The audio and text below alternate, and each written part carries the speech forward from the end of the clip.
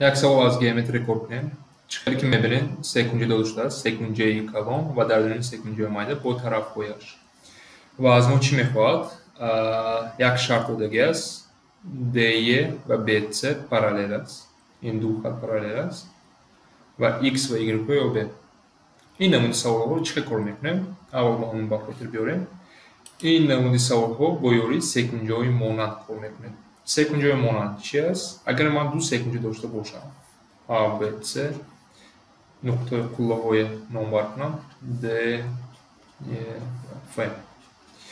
Agar dar du sekunde du kunci yaxil har du sekunde doshta boshad, in sekunde monand ast.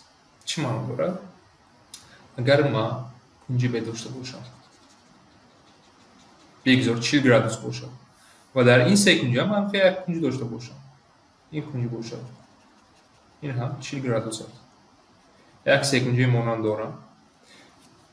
Eğer kunci monand doram, biyoin boyak kunci digaro nombarkna. Fikr kardem ki boya ta kunci yaxila doram. In chi boshad? Kunci C boshad.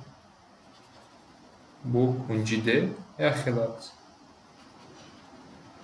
Agar ma hamin xususiyat ro doshta bosham, yakın xususiyat sekuncoy monandi ast, in du sekunce monand ast. Az inja chi ma'lum meshavat? Albatta ki sekunce sekunc dorad, sekunc boyak barobar shavad. Baroy hamin du kunci yaxil yoftan kifoyat. Yani in kunca ve in kunc boyak yaxil shavad. Va agar man sekunci monand doshta bosham, tarafhoyashon yaxil ziyod yo kam mishon. Yani tarafhoy in du sekunce çıkar bir nombar konum ham mutanosiban. Yani chi ma'no dorad? Kunci B biyoin sekunci kolon sarf kunam. Kunci B ba chi nomka? Tarafi AC. Taksimi ba digar sekunce hamun kunci ro mebam. Kunci F ba chi nigah mikunam? dy barobar ast. و دیگر کنج رو انتخاب میکنم. کنج سبز رو میرم. این با طرف B سه نگاه میکنم. تقسیم این با این سه کنج میرم. کنج Y با D F نگاه. و سیمش برام اگر چی میشود؟ کنج سرخ با A B نگاه میکنم. و کنج سرخ F. یعنی این کسر رو با دیگر برابر. یعنی چی معنی دارد؟ با یک رقم گویم که گویم برابر است. Yani yaxil ziyod misham yo yaxil kam misham. Tarafhoyi sekunce. Aknun biyoin ba savoli khudamon. Dar inja man du sekunce doram. Tez nombar kunam chi meshavad?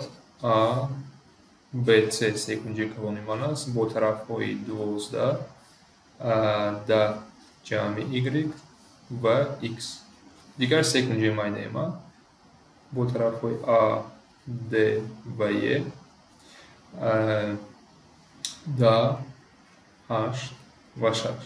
یک مساوی این دو سکونجه مانند است یا نه؟ برای مانند داریم کنجشون باید مانند باشن. و از اینجا دو دوشته رو استفاده میبریم. یک کنج مانند چی است؟ چیکار که میبینم؟ این کنج است. کنج برای هر دو سکونجه یخیله است. یعنی یک کنج یخیله یافتم. بعد خصوصیتی پارالل بودن رو استفاده میبرم. اگر در خطای پارالل در خطای داشته باشه این دو کنج باید دیگر برابر است یا اینکه این دو کنج باید دیگر برابر است. یعنی یکی از اونها انتخاب کردم کفایه است. بیایم من این رو انتخاب کنم. این کنج با این کنج یخیل است و از اینجا معلوم میشه که این کنج هم با این کنج برابر میشه. و از اینجا کسری طرف ها رو استفاده میبرم. از کدام کنج که خواهید سر کرده میتونید کسر رو باید نویسیم. بیاین از اینجا این کنج با x نگاه میکنم. با 6 تقسیم 6 برابر است. بعد با این کنج میروم. این با 10 جمع y برابر است. و دویم سکونج میروم. همون کنج رو میابم. این با 10 نگاه میکنم. بعد برابر است. کنج آخر ما این با 12 نگاه میکنم. این کنج باشد و 8 نگاه میکنم. یعنی من برابری دارم. از اینجا ما تناسب رو استفاده بوده x و y یافته میتونم. یعنی کدام آنها رو خواهیم استفاده بوده میتونه چون که برابرم به دیگر. بیایم برای آسان بودن این هر دو این رو استفاده برم چون که برابر است. برای x رو یافتم. چی میشد از اینجا؟ 8x ضرب درون به درون اگر کنم برابر است به 72 و x برابری 9 میشود.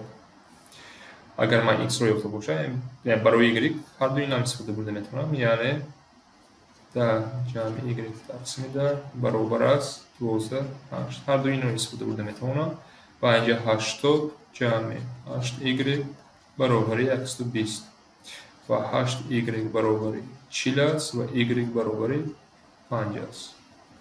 یعنی ما از ما چی پرسیده بود؟ x رو یافتم، x 9 یافتیم و y برابری 5 یافتیم، یعنی یافتیم